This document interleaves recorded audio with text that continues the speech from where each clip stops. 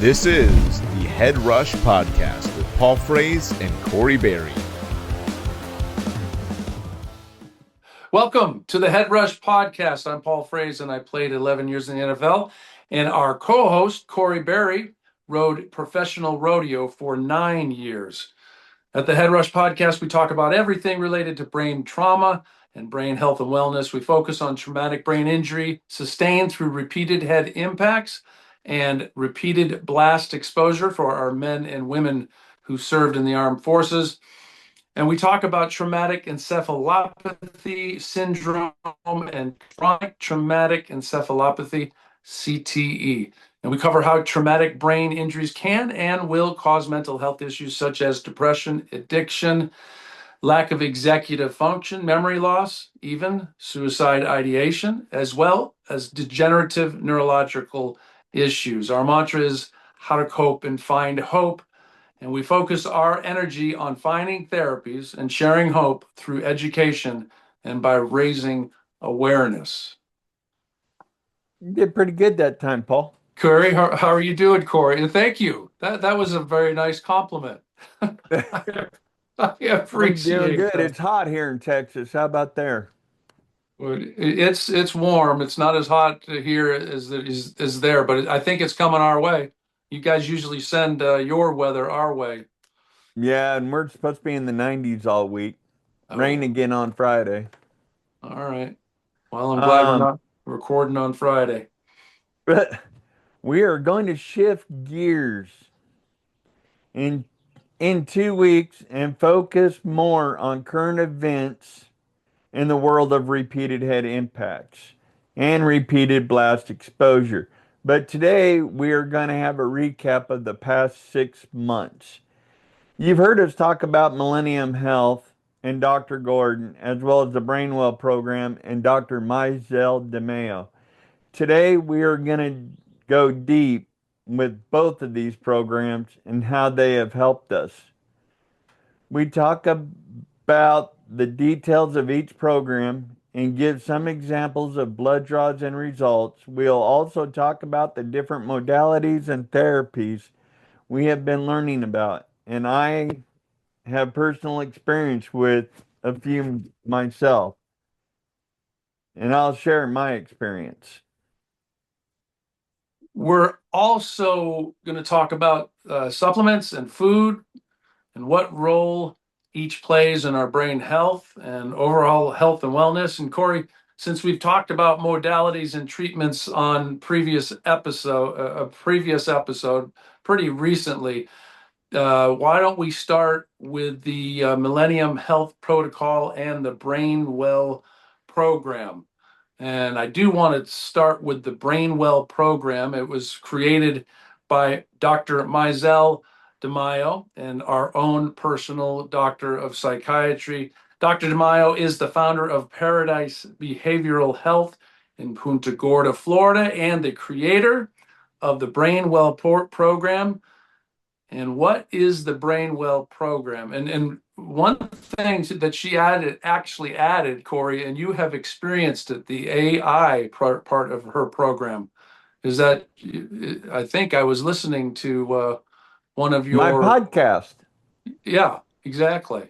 Yeah, my personal podcast that was built for me to talk about all of my levels, what needs to happen, my diet, everything to get things back in order, and that I am still in major inflammation and in TBI mode.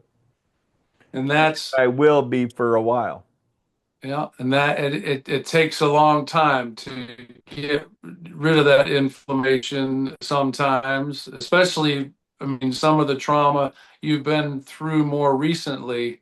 I think it was in 2022 when you had your auto accident. Correct. Yeah. Okay, so what is the Brainwell program? From the website, paradisebehavioral.com/Brainwell. Paradisebehavioral.com/Brainwell. Okay, discover the root cause of your mental health issues, get a comprehensive treatment plan based on your genetics, hormones, and blood work. Live your best life with Precision Psychiatry and the Brainwell program. And what is precision psychiatry, you might ask? The Brainwell program uses precision psychiatry to identify the root causes of your mental health issues. Based on your lab results, Dr. DeMaio will create a personalized Brainwell treatment plan that uses a more natural and holistic approach to treat your mental health issues. Precision psychiatry personalizes mental health treatments to each person's unique genetics, biomarkers, and environmental factors, moving beyond the one-size-fits-all approach found in traditional psychiatry. Corey, let me ask you a question. I've personally been to a psychiatrist before Dr. DeMaio, probably 5 or 6 years ago. You've been to a personal psychiatrist before Dr. DeMaio as well. Yeah, I'm still seeing him. Did he ever talk about blood draws and about genetics and all of these things that Dr. DeMaio talks about? Oh no. He knew about CTE, and he's knows about a lot, a very, very smart man. And Dr. Narayan is very well educated in the world of brain trauma. But to go to Mhm. genetics and hormones, when I first got tested, I took him my DeMaio Bible, Right. and he looked through it and he thought it was pretty well interesting. Speaking of which, I Yeah, just talked to DeMaio yesterday. right. And we definitely want to get into that. Yeah, you started, I remember a year ago or A 14, little 16 over a months year. ago. Yeah, just a little over a year. You had you had a three-ring binder, and like you said, it was your DeMaio Bible. It was a large three-ring binder that had your blood results and your blood tests and genetics and all that stuff. And well, that's cool that your current doctor of psychiatry actually took interest in the program that you brought to him. Oh, all my doctors have, both of my neurologists, I mean, Crystal, I mean, the vestibular therapist, I mean, they've all taken into the genetics and hormones and looking at everything. And I put all my updated ones in that three-ring binder still today. So when I go to the doctors and I got new ones, I take it to them. I wonder, I mean, I'm just kind of thinking out loud. I wonder if it is because you are so proactive with your personal health and you're you're progressive and you were willing to try, different modalities. And I I, I don't know. I mean, normally I thought of a doctor of psychiatry as you go in and they, they diagnose you with depression or bipolar or schizophrenia or whatever, and then they suggest a drug. And Well, he definitely, I mean, he has TMS and he's got that, what is it, Sopravito yeah, and all of that, just like DeMayo has. right. So, it's all about doing your own homework and doing your research so you're not just going to any old quack. You're going to one that's based on repeated head impacts. My doctor of psychiatry at PsyMed Solutions was recommended to me from my very first neurologist when I moved here in 2019. And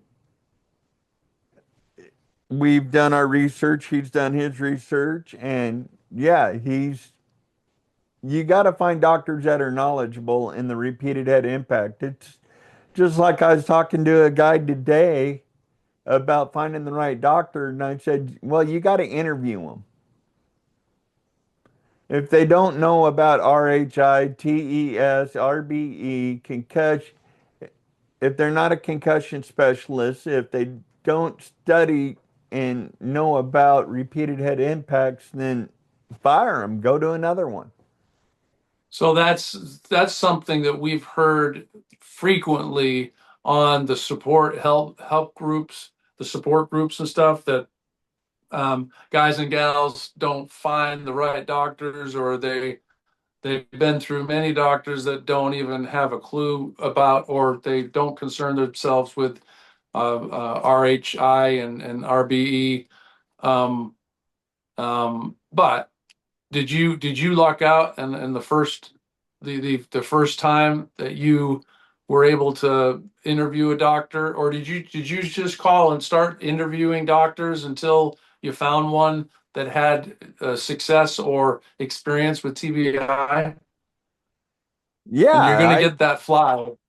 yes, I am. I You got to remember, Paul, I've been in this battle since 1999. Oh yeah, yeah. And so when I go see doctors, I ask the questions, and then I reach out to the people in the rodeo world, and I reach up to like doctors like Tandy Freeman, who's head of the PRCA for a lot of us. That's our go-to doctor. And he says, you need to go see him. You need to go see him. He's the one that sent me to Dr. Jorgensen. Um, and so you just really gotta do your homework and learn and find the right doctors. I mean, Dr. Cater and Dr. Tanner are two of the best in Texas in the realm of repeated head impacts, and that's why I go to them. If they don't know, I say, no, sir, I ain't giving you no more money. Who guided you to Dr. Kateser? And remember, Dr. Kateser, for our audience, is one of our basically our house doctor. He's been on the Head Rush podcast 2 or 3 times. Yeah, matter of fact, I invited him on June 19th, but he's giving a speech, or he's got to testify. Oh, okay.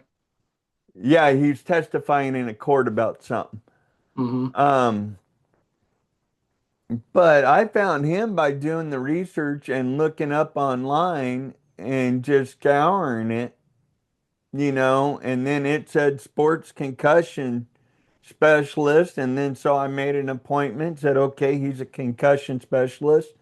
Went in and talked to him, and I told him, I said, I'm going to go see Tanner here in October. And this is like June of the first, before I saw Tanner. And he was very skeptic about clinically diagnosing me TES. He goes, I'll let Tanner do that.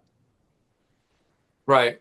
He didn't have quite the experience with a TBI patient or possible Oh, no, he TES did. patient. He just didn't have the confidence in himself at the time to.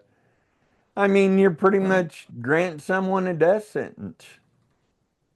Yeah. Well, you and I actually we just got a text from Chris Nowinski. We were talking about, we thought that there might be 7 or 8 centers or institutions around the country that there's only 5, right? Yeah, there's only 5. In Tanner's the group that you go see at UT Southwest, right? They're one of the No, 5. no, no, no, no. No, UT Health at the UT Health. Glenn Briggs Institute Okay. in San So, Antonio. okay. And they're one of the 5. Yeah. Well, so let's get back on script a little bit, Corey. Um, I mean, Dr. Amen had some interesting things to say. Yeah, we listened to Dr. Amen in that he's licensed to diagnose crazy. And he said psychiatrists are crazy because they are the only doctors who practice without observing the organ in the body that they treat. Dr. DeMeo solves a big part of the issue by studying blood, genetics, and hormones. And yeah, I mean, for the most part, that's what psychiatrists are there to do is diagnose crazy. That's right. That's right. And yet he says that they're the only doctors that actually don't study the organs that they, you know, they actually don't look at the organs that they study. Well, so you go to the genetics, and I actually have the 28 the panel 28 hormones that Dr. DeMaio works with the Millennium Health Centers with Mark Gordon, the Millennium Health Centers Millennium Protocol. Gosh, and they use 20 a panel of 28 hormones, and they Right, take your but blood. that panel you got theirs from what, a year ago? 6 months ago? No, this is not the my last blood results came from a September 2nd, 2025 blood draw. But this is just a list of the actual 28, the panel, the blood panel. I don't Okay, have the because I was results. going to say DeMeo doesn't have your current blood panel. No. I just actually sent it to Charlene. So if any of you out there listening decide to go through the Brainwell program at Do it Dr. online. Yeah, and Do it online because they're getting busy enough now that they want you in the queue. They don't want you calling in to where they can forget. They want you to do it online. that's the paradisebehavioral.com Paradise / Behavioral Health. Okay. I thought I just looked it up. I thought I just looked it up. We'll clarify that. Actually, you're good at looking that up really quick. Well, I can't because I'm not on my phone No or problem. laptop. No problem. Well, we'll clarify it. After we edit the program out. But anyway, Well, it'll be here, and just pay attention to the commercial for Paradise Health when we spotlight them. It'll be on there. episode of the Head Rush podcast is brought to you by our personal doctor and team of doctors, Dr. Mizelle DeMaio, and she's with the Paradise Behavioral Health, and we are in the Brainwell program, which is also part of the Millennium Health Center. Dr. Mark Gordon, you've seen him on Joe Rogan and even on our show, the Head Rush podcast. And hormones. And Mizelle is awesome. We love her. She's our doctor of psychiatry. She works the Mark Gordon program with the hormones, and she adds her twist of genetics, and it basically is melding two wonderful mediums together, and we're getting great help from Dr. Mizelle DeMaio. So please check out her website at paradisebehavioral.com. Look up the Brainwell program. Get involved. She's sponsoring us. They're sponsoring us for the next year, so we are excited to have them on board and shout the good news to everybody that is watching these broadcasts. So, is she helping you, Paul? Absolutely. She's helping me. So go check her out. ParadiseBehavioralHealth.com. Absolutely. So, but, I mean, yeah. So it's like my testosterone is showing 705, but my free testosterone's at like 23%. what is the number that came back from the Cleveland Clinic? It wasn't it didn't show a percentage. Well, let's go back, Corey. If the free testosterone is only 23%, what does that mean? Not getting to my brain. So the free testosterone number needs to be higher. Are you within range or low range or out of the range? By normal blood draws, I'm within range, but by Millennium Protocol, I am not. Okay, well, that's probably, I just took the Cleveland Clinic and they had numbers differently. My total testosterone was 578 or 98, and then the free testosterone was 4.7 or whatever it was, That's and it was, wicked low, dude. well, it's not 4.7%, but I was in the high normal range of Cleveland Clinic's little. So I had, yes, you're talking about, I haven't done the full blood Workup. panel workup through DeMaio recently. Right. So I'm going to be comparing, and I already sent it into Charlene to find out which hormones I did not get tested at the Cleveland Clinic for their normal blood draw. And that was actually So your actually regular testosterone's only at a 5 something? 598, you know, and You they need to get say, back on supplements, dude. I'm at a 700. well, yeah, I was 797 2 years ago. So, but interestingly, I think the free testosterone, and I'll be talking to Mizell about it, was in the high range. So um there's not, I mean, and the five, whatever my level was actually um spot on. I don't know if it's for my age or I don't know. That's So what they go off of. That's what Quest and Cleveland all go off of is the average male. What's acceptable for a 61-year-old man? right, right, yeah, And so they're saying exactly, 61-year-old man testosterone should be 4 to 600. right, If yeah, you ask Mark Gordon, DeMayo, or anybody, we should be higher. Not only that, but because we are also athletes. Even though we're right, retired, we're still got the athlete mentality.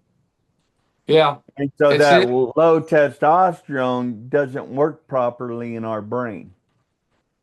Well, that's what I have to compare to, you know, if what I am compared to with the 4.7 Cleveland Clinic versus percentage of free testosterone with DeMaio's Mizell's blood draw or the And the Millennium Millennium blood draw. Protocol. Yeah, the Millennium Protocol. So, all right, one of the big pluses though that I really like, and this is about Mizell and the Brainwell program and Dr. Gordon. They're not necessarily, they don't push pharmaceutical drugs. They really, you know, such as an SSRI.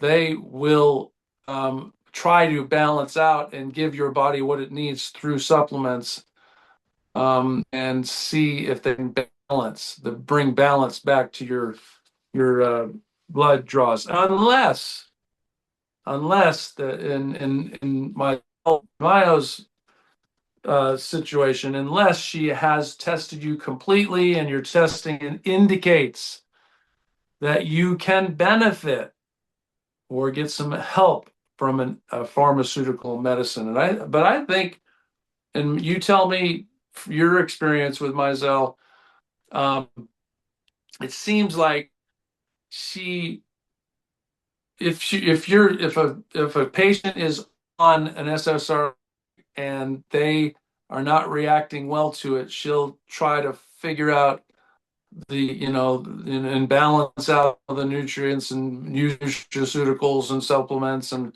food to see if they can bring balance. But if the patient is actually thriving on an SSRI drug, and it works very well for them, she would tend to say, you stay on this, you're doing well with it, you're feeling good with it, and let's see if we need to tweak anything else. Does that, Right. She has patients yeah. that are on SSRIs. Of course, yeah. Yeah. So I mean, yeah, it's like she told me yesterday, my testosterone's high, my free testosterone's low.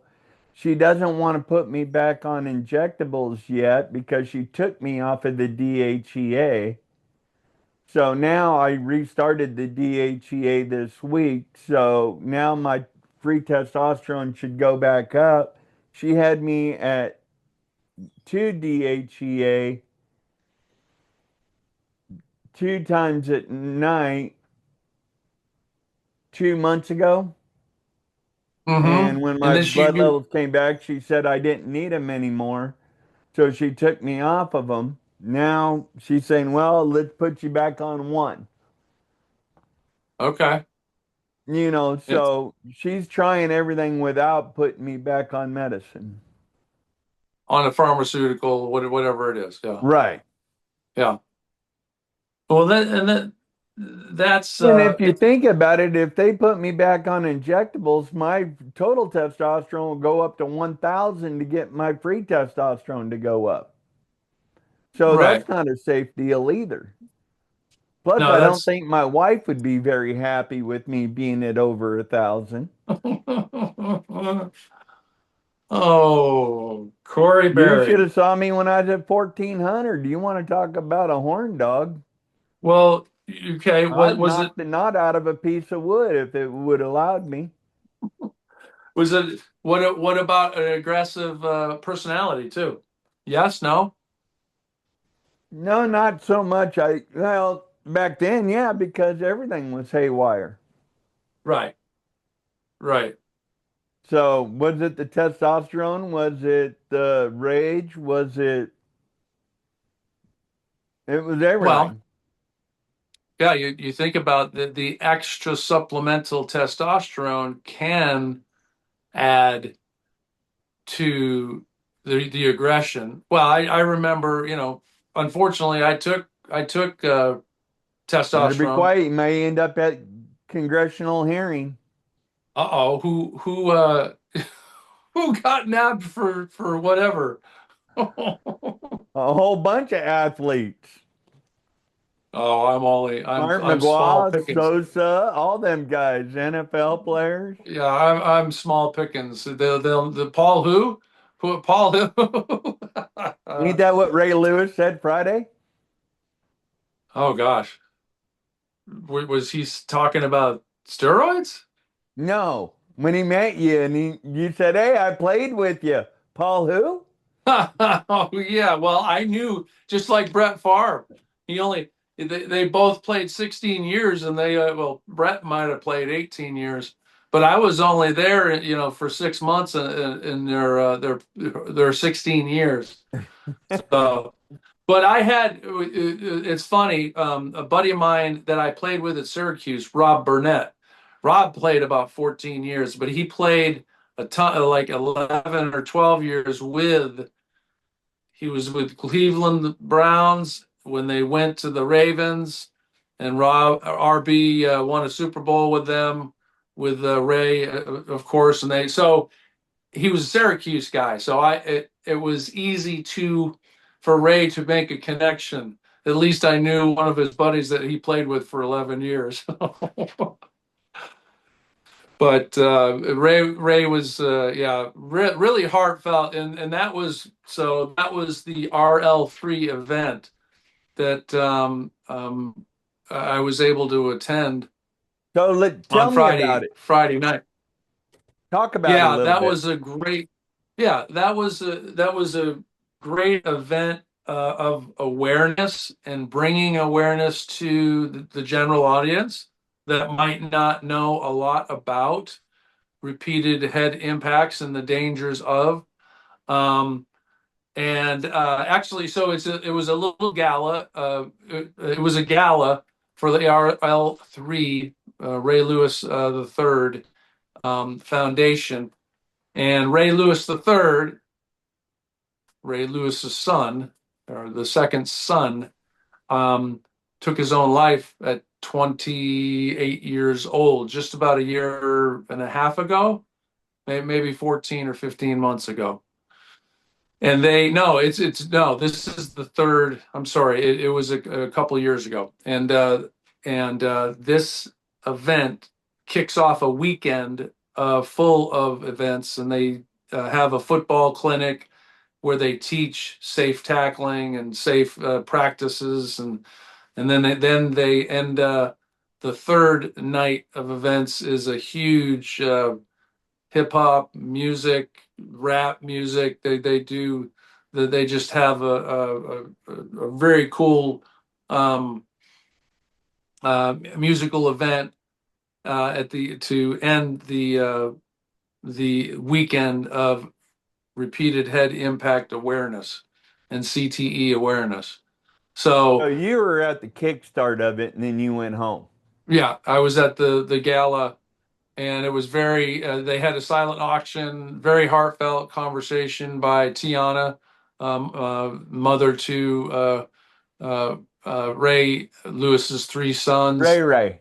Ray, mother to Ray, and then what was really cool is they had a doctor on staff that actually interviewed. They had like a panel on staff. It was Bruce Parkman, our own Bruce Parkman from the Mac Parkman Foundation, and that was Ray Nix from the um, Boston University team, with Alasko and Amaki, Dr. Cantu, Dr. Chris Nowinski, so on and so forth, and Bob Stern, Dr. Bob Stern. And interestingly, this Ray Nix, this doctor he actually was a hockey player, and he got into semi-pro, and he got to the point where he was meeting a lot of people that were having issues related to neurological health and related to head trauma.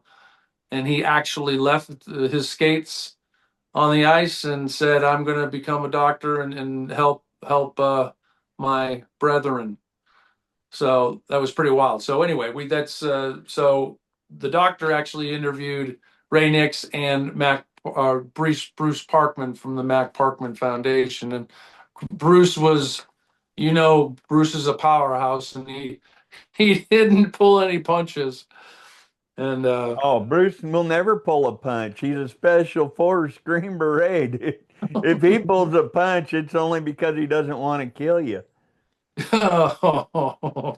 yeah, he was obviously we've heard him speak before, and he's so passionate about our youth and repeated head impacts. And I think they're moving the needle. People like StopCTE.org, the Patrick Risha Foundation for CTE Awareness, and the Mac Parkman Foundation.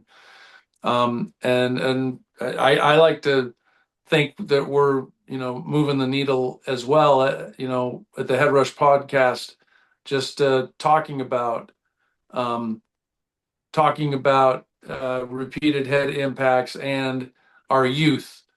The doctors and Bruce Parkman obviously talked about our youth, and the brain development doesn't take place in the frontal lobe until your late teens, possibly your early 20s. Actually, they say it starts about 14, but it really doesn't it just really doesn't get developed until your late teens, early 20s. So what was talked about on the panel? that's what they were. Bruce was using it as a platform. He talked about the youth brain development.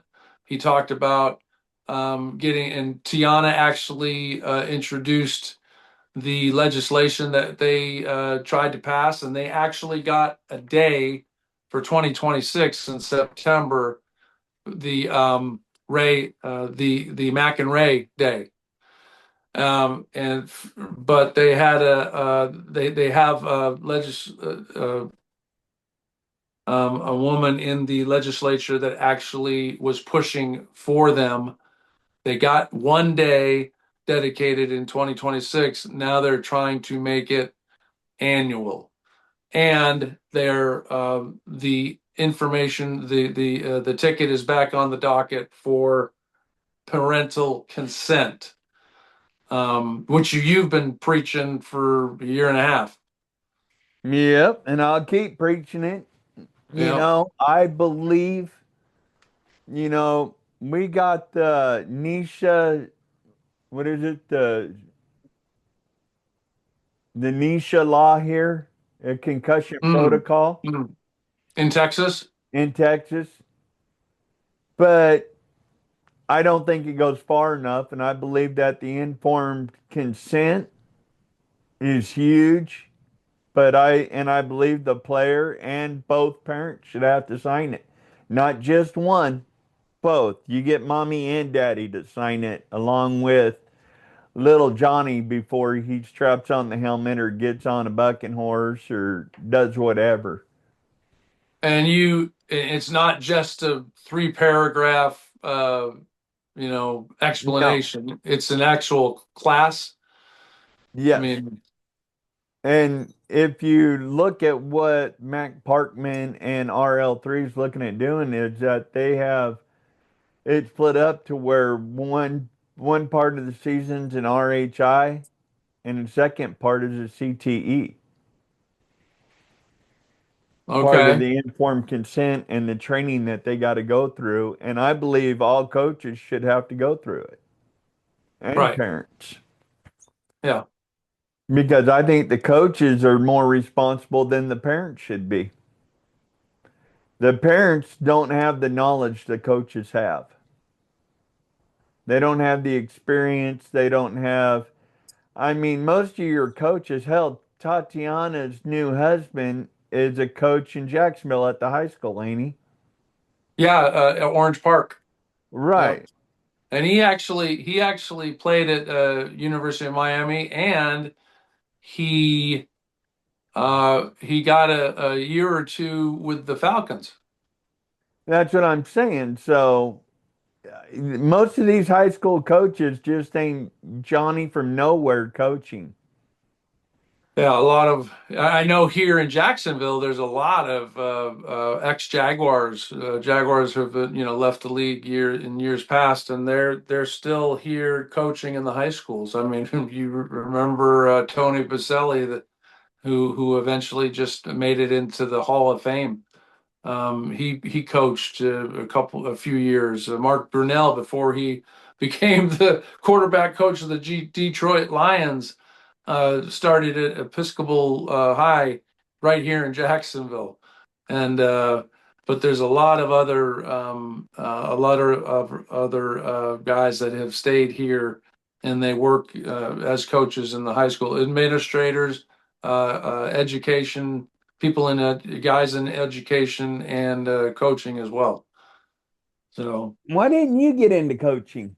I think it was because Joshua, my son, was too fragile, and we didn't, he was a 24/7, and we didn't have nursing during the day. So, we hadn't, I couldn't, coaches sacrifice family.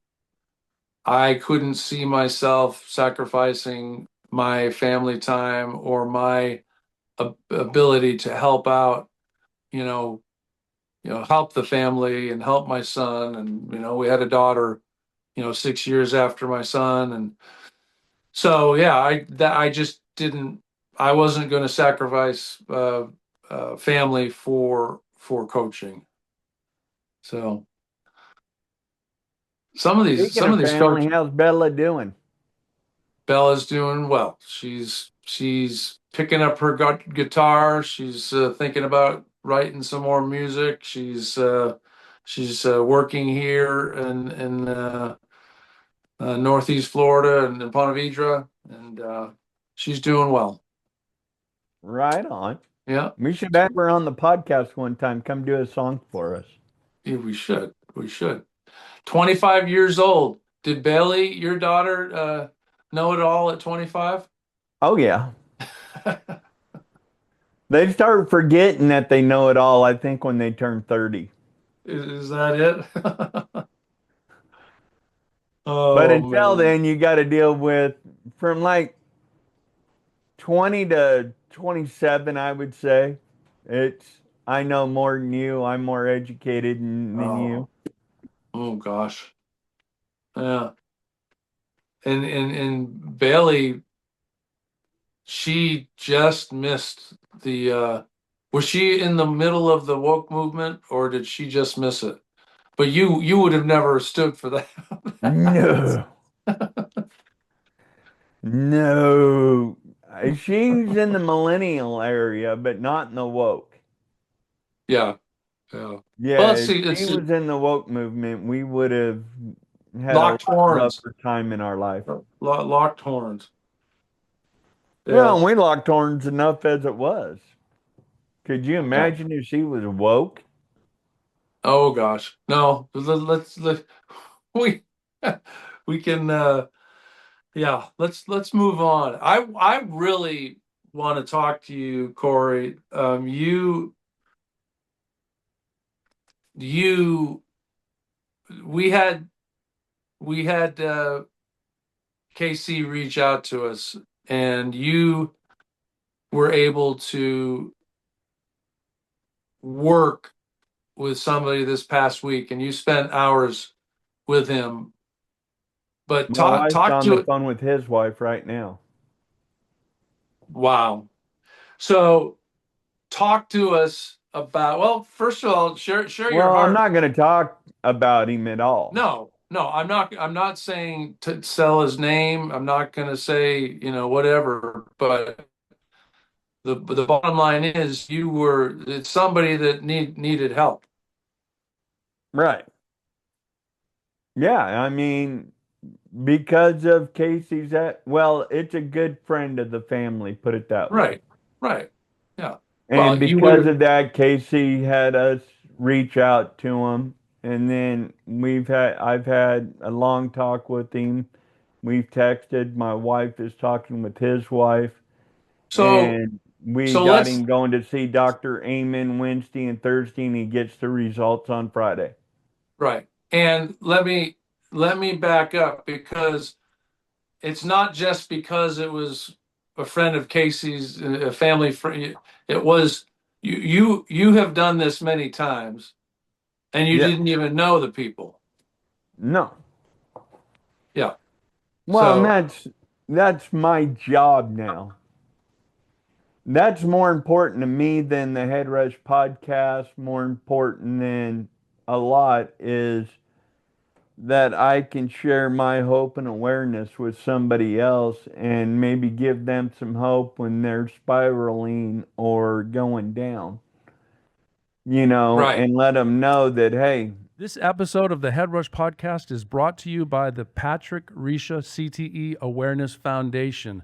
Their goal is to spread awareness about the dangers of RHI, repetitive head impacts, after losing their son, Patrick, to CTE. Sadly, there are too many like Patrick that have lost their families, jobs, and sometimes their lives. And this foundation is working hard to stop the devastation that can come from not protecting the brain. This foundation provides parents of school-age children with information about the dangers of sports, concussive sports, and activities which involve head trauma. they advertise on social media, print media, and billboards. Please follow them on Instagram, Facebook, and TikTok and share their ads with others. And please visit their website, stopcte.org, to find ways to help people recognize the disease if confronted with it in their family, and how to prevent the suffering that can come to families when a brain is damaged. The website has medical forms, to take to doctor's visits and advocacy letters if you want to help make change in your community. And their most recent campaign is geared up to help coaches build brain healthy teams. You can use the information on stopcte.org website to understand CTE, live with CTE, and prevent CTE. Please visit. Thank you. And don't knock it. There you go. StopCTE.org. Hey, give yourself some grace. The Dr. Amen rule of 12, you can't get mad till the 13th thing has gone wrong. And what went well today at bedtime, it's changing the negative to a positive. But the biggest thing I'm learning is you got to give yourself some grace. If I forget my bottle of water on the table and I get up to grab it and I sit back down and forgot my bottle on the table and I get up again to grab it, but I get distracted and I sit back down without grabbing that water,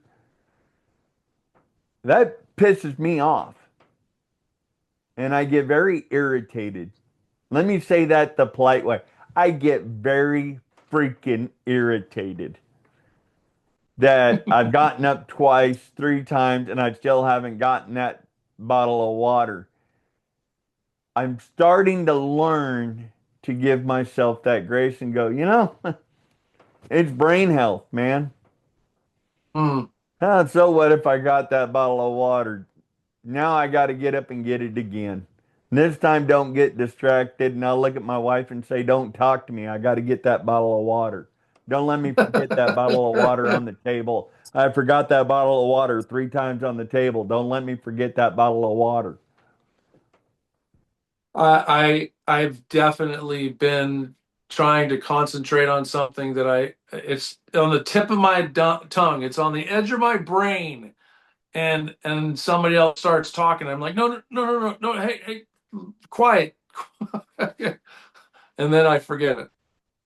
Couldn't, or sometimes I'm able to retrieve it. Right, but you're not at the point yet to where you're leaving stuff on the counters and leaving breakfast or drinks or doing the stupid shit I've done. You're not at that point yet. Or maybe you have and you're just not telling nobody because you're kind of like an onion. We got to peel the layers. No, I'm not. I haven't. I've definitely forgotten names that were ridiculously important for years. I've only had a few times, and I don't know what it was, if it was just strictly hippocampus memory issues, or I got to believe it's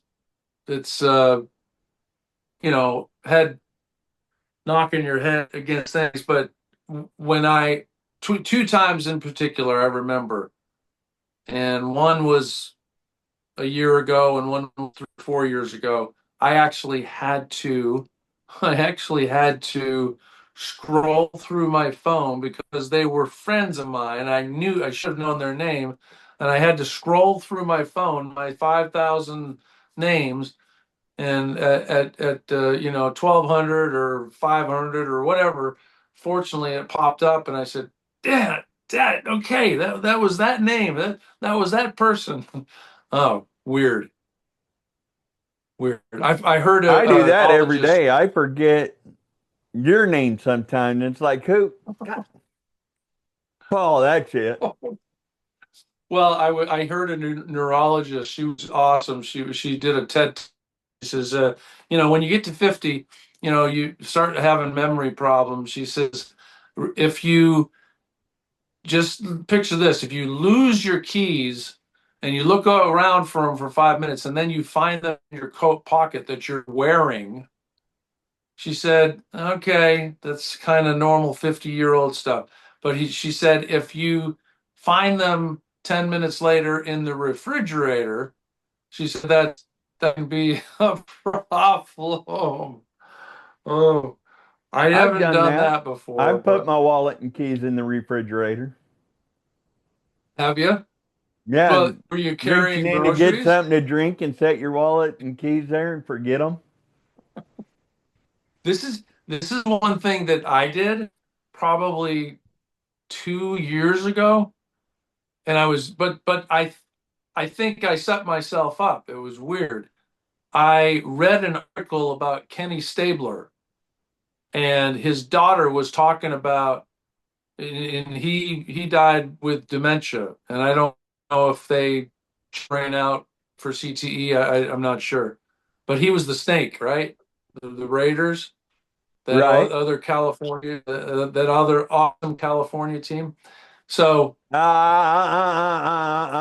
There's only one California team. no, there's four now. No, No, there's only three. one.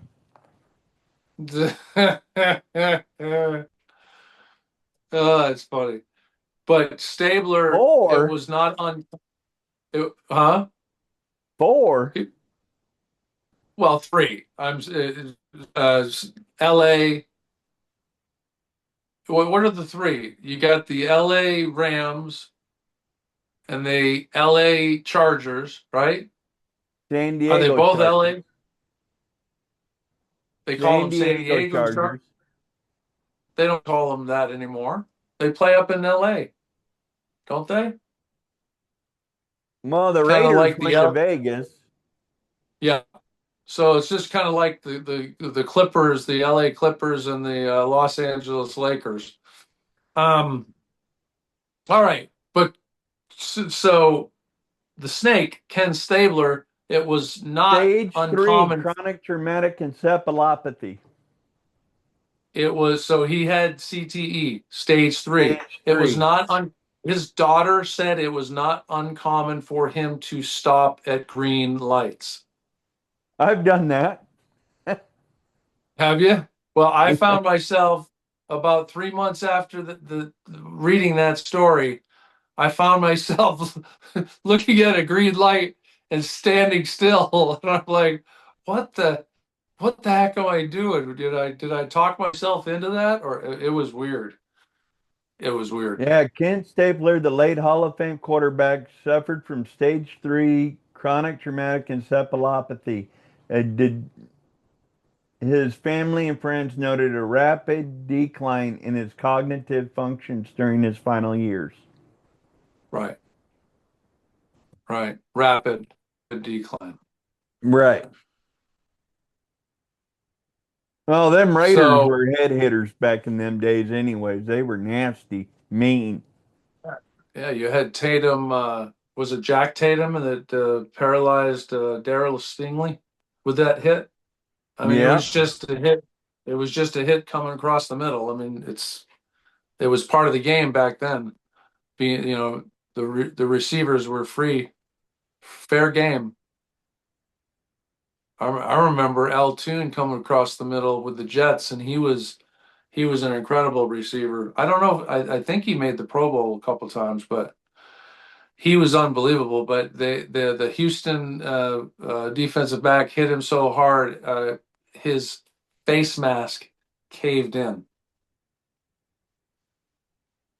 Caved in. Well, I was No. playing high school football and our center snapped both of his femurs Oh, oh, at the same time. Boom. oh, oh my gosh. Did he have bone density issues, or was the hit that bad? The Obviously. hit was that bad. Uh, And that was yeah, in practice. really? Yeah, so our own teammates did it. Oh, on purpose? Well, they tackled him on purpose. I don't think they didn't try to break his legs on Yeah, purpose. you wouldn't expect your own teammate to do that. We'd get pretty vindictive in a game playing against other teams, but It was just never, a weird never. hit. The right Yeah, angles, the right geometry, and that yeah, happens. Yeah, we both femurs and we like a toothpick. ooh Well, they say that it only takes 10 pounds of pressure on your knee the wrong way to actually pop it out of joint and the you can have a sustained ligament damage. So if your muscles aren't holding the bones in position to stay in the joint, and you have a split second where the muscles are relaxed and you only have 10 pounds of pressure on that knee, you can actually do some pretty deep damage. It only Just takes about 2 pounds for me now. well, yeah, your knee roll. Do you have any cartilage in your knee? And one of them I don't. I can sit down and while eating dinner, it can fall out if I angle it the wrong way. Oh gosh. Oh. Let's But go back to back. brain injuries. Let's go back to why we do the Head Rush podcast and why we do the Head Rush Foundation. Okay, Um, go for it. so Here the for the fight, here for the family. here for the fight and here for the family, here to give hope, here to let me ask you a question. Of the people that you have been able to talk to, and I've talked to people too, but of the people that you've been able to talk to, did you were you did you find like I always say the quiet explosions gave me a lot of hope because it showed me there's possibly ways to deal with repeated head or traumatic brain injury. And then you get into the Millennium Health Protocol, and you see the possibilities to lower inflammation in the brain. But when we talk to people, when you talked to this person last week, did they get hope out of it, or did they walk away dejected and with no hope?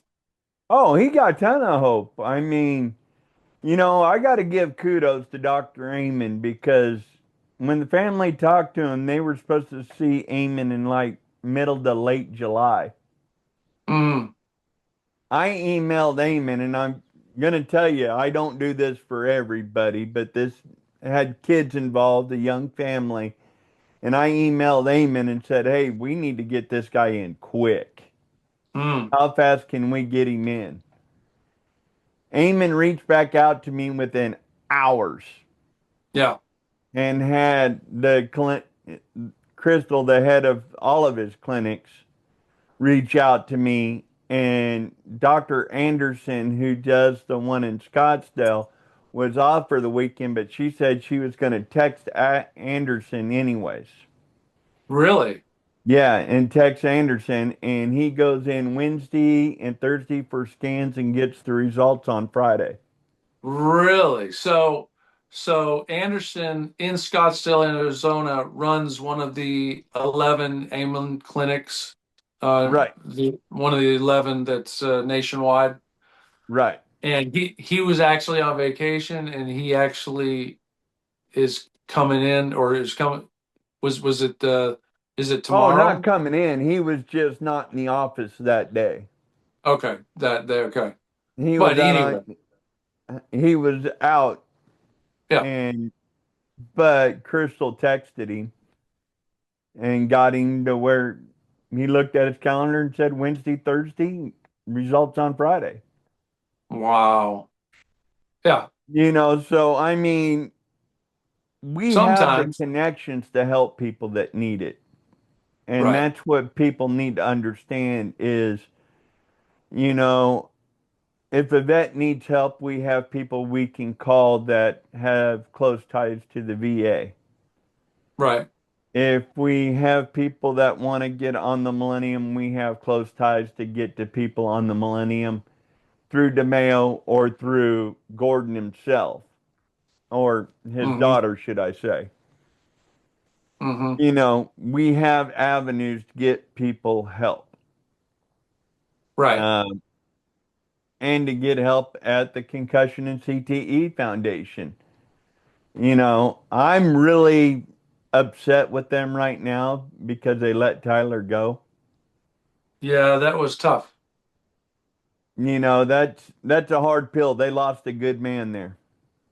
Right. And it's and they didn't do it for any negligent reason. He wasn't fired. He didn't do nothing wrong. Right. Concussion and CTE didn't do nothing wrong. It was just they're changing their avenue and the street corner didn't match up. Yeah.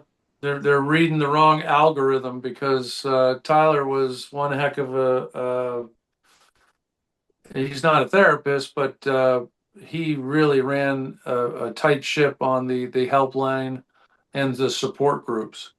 For 3 years. And yeah, yeah, for 3 years. And And huh? I don't know of a lot of the other moderators, but of the three that I've seen, or the two or three that I've seen, Tyler was really, he was top notch. So, Right. and I, it would be nice to see him land on his feet, helping another helpline for brain, brain trauma and traumatic brain injury, because Bruce Parkman, are you listening? yeah, it, so yeah, it's definitely,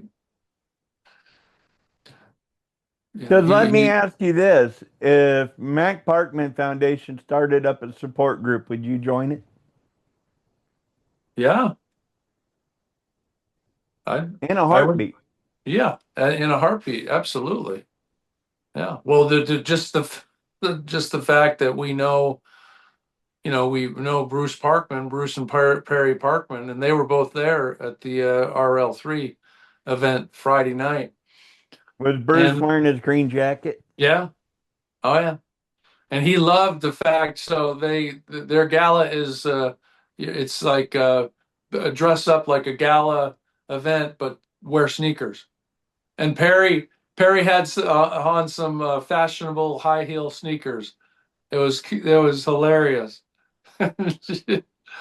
So they were, you know, they're friends with Tiana, and obviously know Ray very well, and because Tiana and Bruce have been working on that legislation together for probably months and months, and we met Tiana, mother to Ray, last At year. Bruce's thing last year Yeah.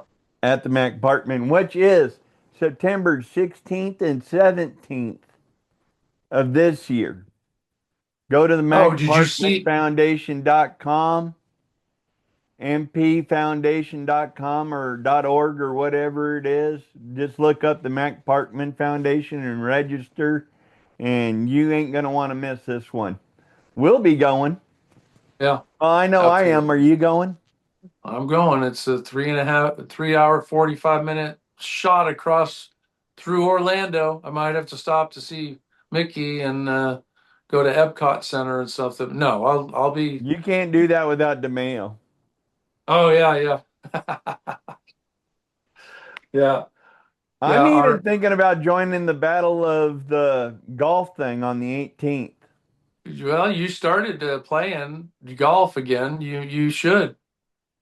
Well, I You don't know. should. We're going to find out how this rib thing is doing. That pulled muscle over there was not fun. Did you start golfing before you pulled that muscle? No. Yes. Maybe. I don't know. Don't Were ask me you questions like that. You well? knew it was just No. Well, you were no. on the golf course I pulled it while I pulled it after after. because I played Friday, Saturday. Or no, I played Saturday.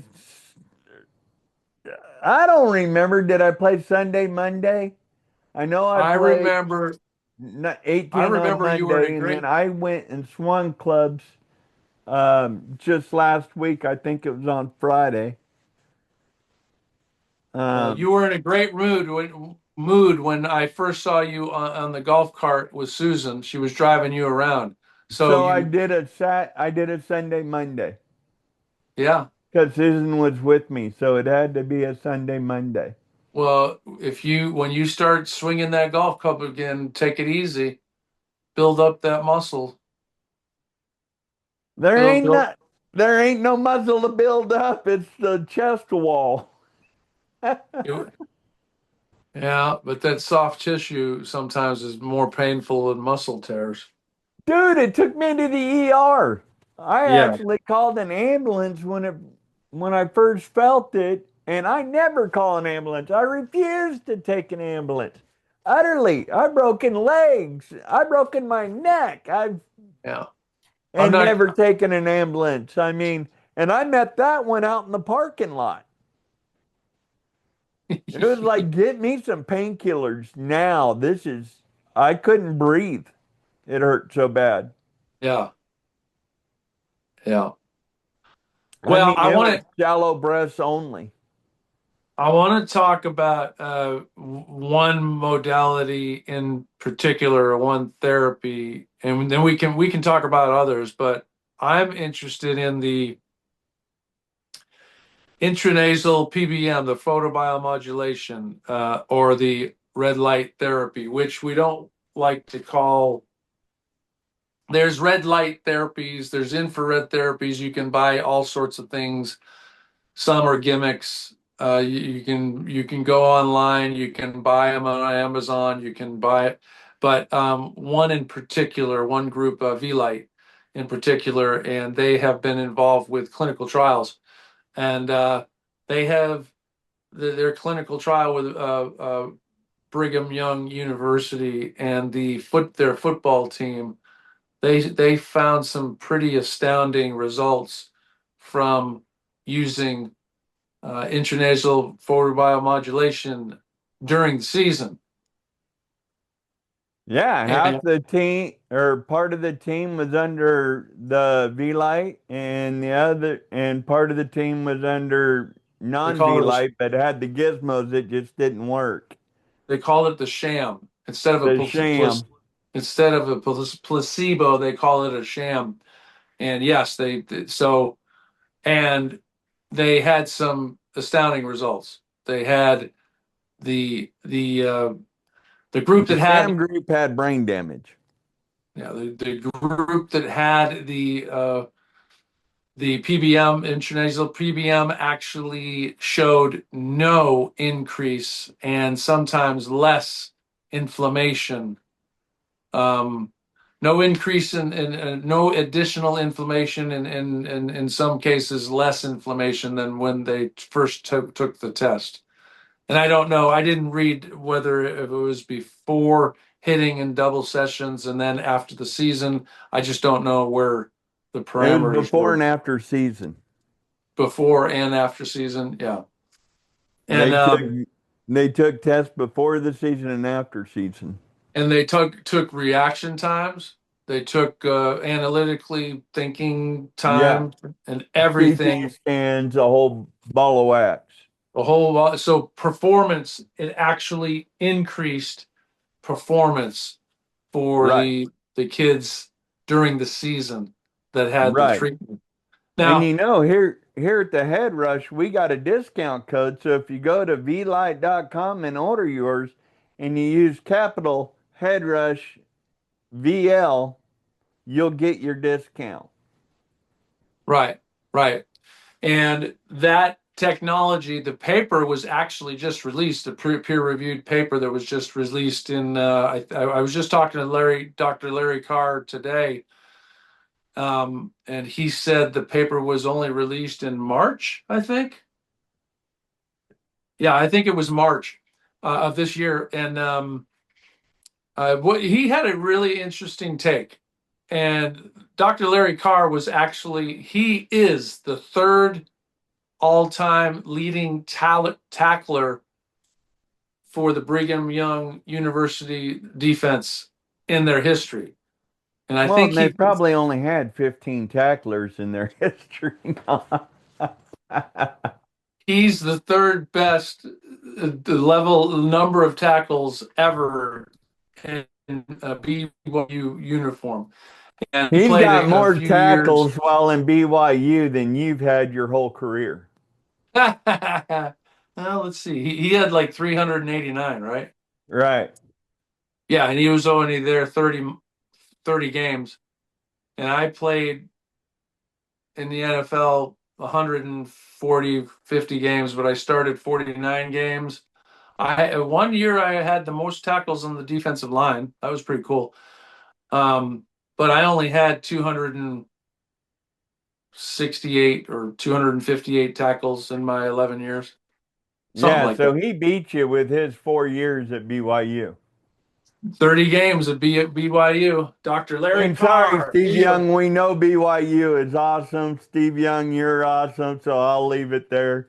If you or someone you love is living with Parkinson's, MS, or symptoms associated with CTE, this is worth knowing. Ambio Life Sciences offers a novel alternative medicine called Ibogaine and operates the only Ibogaine clinic in the world for people with neurodegenerative disorders. Many are reporting meaningful improvements in their quality of life after Ibogaine treatment. Interested? You can learn more about Ibogaine and apply at ambio.life. But You're a 49er homer. So, hey, speaking of which, guess who's going to be coming on the podcast? Speaking of 49ers. oh, did we lock them in for September or no? Or Yep. August? Yep. Really? Yep. Really? And Yep. he was one to have his career ended with concussions, too many concussions. Is that the fact? I don't know if that's a fact or not. You're hot? Well, let's finish this up pretty quick then. You're dying. You're dying. Anyway, the red light therapy, it there's clinical trials out. Larry Carr has a great take on, we're not going to get rid of football. He loves the game of football. He had a rough childhood upbringing, and football actually was a release for him, and he loves the game of football. And his goal is to get a therapy out there, which the intranasal PBM proved to be in this particular clinical trial. It actually proved to help keep players on the field. Corey, really quick, didn't you and I talk to somebody and they said they were talking to one of the NFL groups, and the NFL group was like, well, how fast, they were only concerned about how fast to get the player back on the field. Mm-hmm. Um, well, Dr. Larry Carr, through his studies and his clinical trials, he was a part of it, the BYU football team, says, okay, we can keep these players on the field, and we can actually have them making decisions, game time decisions, split second decisions just as fast as they were at the beginning of the season. Well, I think my decision making has gotten quicker, and I started April or May 21st. Yeah. May 21st. Yeah. So your personal experience thus far has been positive overall with the red light therapy. Yes. All right. Well, And that comes from my wife's mouth. That comes from Rico Petrini's mouth. That comes from Crystal's mouth. That comes from a lot of people's mouths. Is that the V light has helped me. well, I know, I personally thought after the first week, probably 10 days, I thought you had your thought process was not as delayed. I thought you were talking very well, and you were able to I thought you were benefiting from it, and now we know you are. It might be anecdotal, but you're benefiting from it, and That's good. Yeah, the guy Uh, that's coming on yes. early in following the 1981 season, he underwent his first knee surgery. Several weeks later, he developed hydros Cephalopathy. from a concussion and underwent emergency VP stunt brain surgery Oh, four he did? months after their Super Bowl victory. He did? Yep. Oh, and now we didn't say his name yet. Do you want to say it? No, you're the 49er, guru. George Visker, defensive Oh, lineman, drafted in when was he drafted? New York Jets drafted him in what year? I was 1980. 80 and he was number 149 of the Jets, and I saw that because I was number 149 of the Jets as a defensive lineman 7 years later. 8 years later, right? Eight years later, 1988. Yeah, Right. yeah. So yeah, and he's had yeah, and he's actually had a bunch of brain surgeries as well. Yeah. And we'll be talking to him, and he was a hell of a defensive lineman. Yeah, absolutely. And he played with the greats Yeah, back when football was football. I yeah, yes, he did. There's greats every era, though. That's true. Who's the greats this era? I don't even know. I don't follow it close enough. Oh my gosh, isn't that pathetic? I mean, we had the one thing really quick. We've got to finish it up because you're roasting that there. It's hot in Texas. And um, I forgot what I was going to say. The Word of hope. word of hope.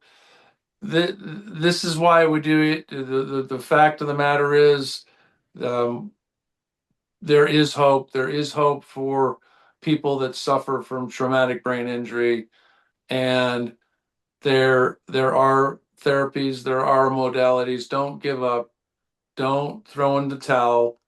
Corey, you always say it took you 30 years to get, yeah, the white towel. It took you 30 years to, get like this. You got to give yourself at least 30 years to get back to normal, and keep up the good fight. That's what we encourage people to do.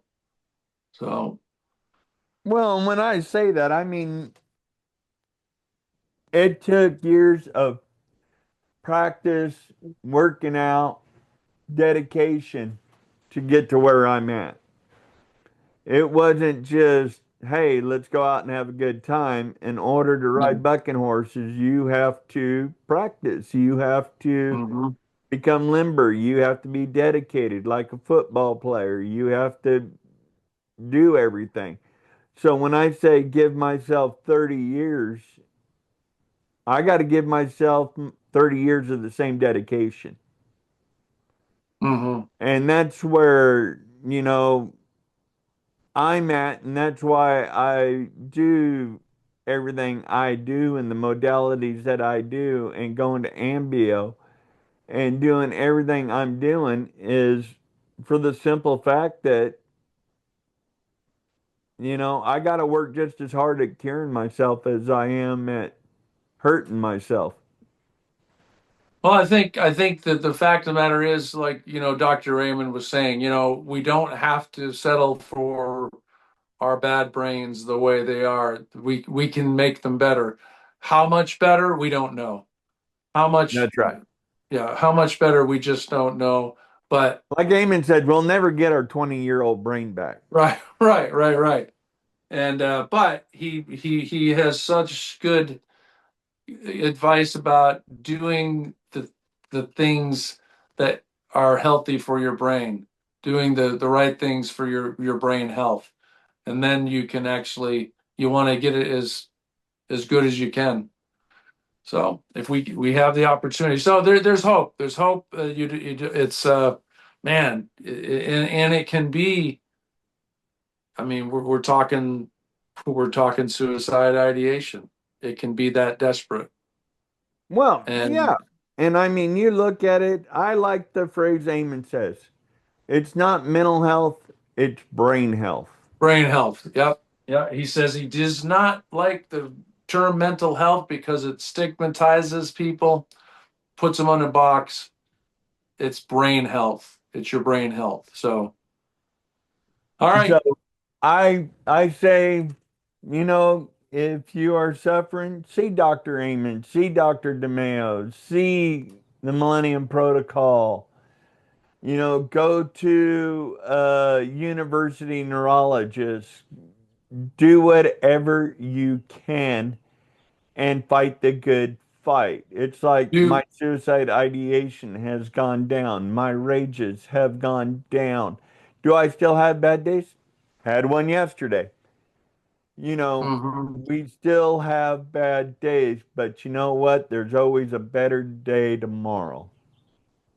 The one thing that you said, go see, a university neurologist, and I would add, and you would too, that deals with TBI, traumatic brain injury, or repeated head impacts, and understands and is progressive in that field, which Right. is and you had to interview people to get to that point. Well, I And think we all do. I yeah, mean, do you trust your primary care on your AFib? no, no, excuse me, no, no, no, no, no, no. I didn't really, I didn't trust anybody really with any of the head trauma. I didn't trust SSRI drugs. I couldn't bring myself to do that. But when I finally saw a simple movie called Quiet Explosions, it changed my perspective on, okay, there's a possibility. Now, So Paul, let me ask you something, and I'm not ganging up on you. And I was yeah, pretty snarky with Dr. Koffler. I watched that episode again. I was pretty snarky with her, and I'll probably get a little snarky with you. You said quiet explosions changed your thought process, your mentality. yeah. So why don't you give it everything you got and fight for it? Well, I do. I've taken the blood tests, and I've taken you know I've taken supplements. Um, I'm trying to get the red light therapy, trying to work through some insurance things that I don't have. So I'm working on with that. I think I'm going to be able to do that. I do the EMDR, TMS. I should, I could figure that out locally. I haven't done it yet. Um, yeah, I don't do every single thing that I can, but I'm, you know, I did a sugar cut. I lowered, quite interestingly, I lowered my LDL from 151 to 117, and I only changed five things. And they were lowered my stress. They were the sugar cut that I did, and I took myself out of AC or A1C pre-diabetic numbers and glucose pre-diabetic numbers, and then I've been eating healthy. I stopped taking some of the supplements. I definitely get supplement fatigue. You take, so I needed to see what I could do for, but both of our doctors say, hey, we don't want you on 20 supplements for the rest of your life. Some of us might have to be, some of us will not have to be. So I needed to find out I was on all of those supplements for 2 years, and I needed to find out what my baseline is.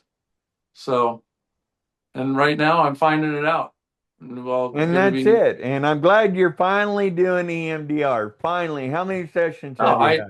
I did EMDR a year ago, not with our therapist, but no, I've taken I've done two things with her, but I did I was doing some cerebellum activities to balance activities. It was freaking ridiculous. I was turning one arm this way and one arm opposite, and then you had to stand on one leg and you had to close your eyes, and it's all it was kind of like probably like your vestibular therapy, Right. but they were saying it was your cerebellum, which is the control for your motor skills and your balance and everything.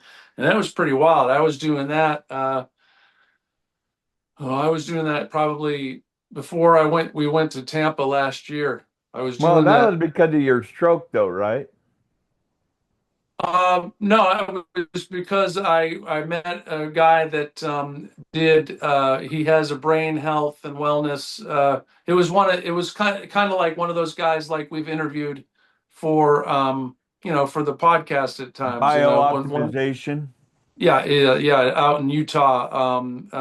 The one gentleman out there, or the one that does in Tampa has his group. But this one was strictly for the cerebellum and the your balance and motor movements and coordination, and it was actually it's proven to actually grow neuroplasticity and new dendritic connections and all that stuff. And I was doing that for a while.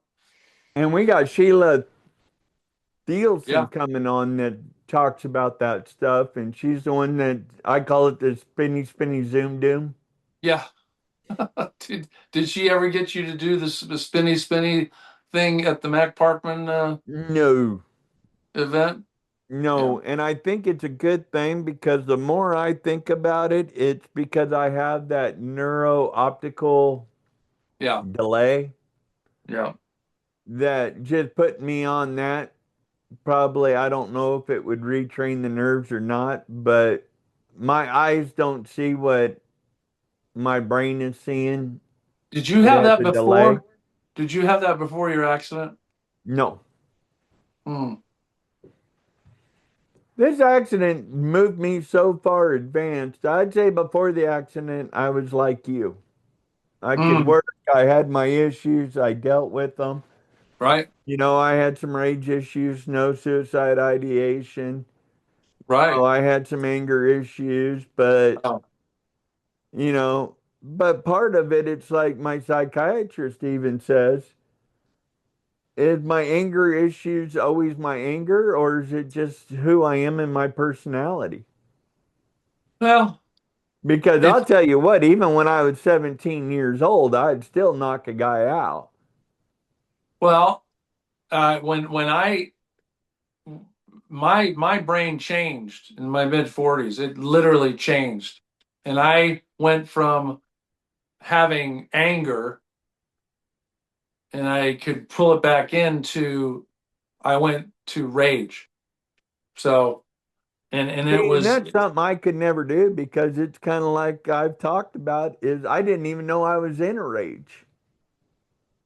That right. last time at the parking lot at the gas station, I didn't know I was going after that guy. Yeah. Till my wife grabbed my belt and said, "No, no, no." So did you know that in your younger years when you were angry? Oh yeah, when I hit someone, I knew I hit them. Yeah, yeah, yeah. Okay. Okay. So whether it was the car accident that pushed you over the edge, or you had a brain change in your 40s that I think that I think that changed so much of my symptoms of repeated head impacts that catalyst event just broke the hair on the camel's back. yeah. I think that's what took it over the edge to where if I would have started doing the head rush and doing all the modalities and everything before that catalyst event. Yeah. And I hopefully I'm using the word right. I'm thinking I would have been a heck of a lot better. But now, since I've had that event of hitting a tree at 65 miles an hour head on, and the tree didn't give, it's still standing and growing strong today.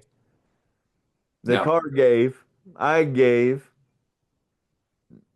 but I think it moved me so far ahead that everything's changed so much that it's going to take a whole lot to try to get me back to that phase where I was at. And because of that, I have to do it 3 times more than you do. I have to do my Well, memory games that I do every day, my Sudoku and all of that. I have to do this stuff every day to try to get my brain just to work. And I think it's helping because, like you said, I'm back golfing. I I held the conversations with people today at the gym, even after I felt the tension in my rib cage again. And I was smart enough to go, I'm done. Time to go home. well, I I can't wait to. Yeah, I can't wait to figure that stuff out with my HRA with the red light therapy. But How Larry's close are also you? trying to get. Well, I only need one letter, so I'm close. But Larry told me, he says, you need to get tested. And I said, I couldn't get an MRI. And he says, yeah, you need to. He said, we need to have you test. So I'm gonna start meditating. Om, Oh, oh, om. oh, oh. Stay Yeah, alert. Stay that's alive. right. Stay alert, stay alive. This podcast is for general information only and does not constitute the practice of medicine. The use of this information and the materials linked to this podcast is at the user's own risk. The content of this podcast is not intended to be a substitute for professional medical advice, diagnosis, or treatment. Users should not disregard and delay in obtaining medical advice from any medical condition they have, and they should seek the assistance of their healthcare professionals for any such conditions.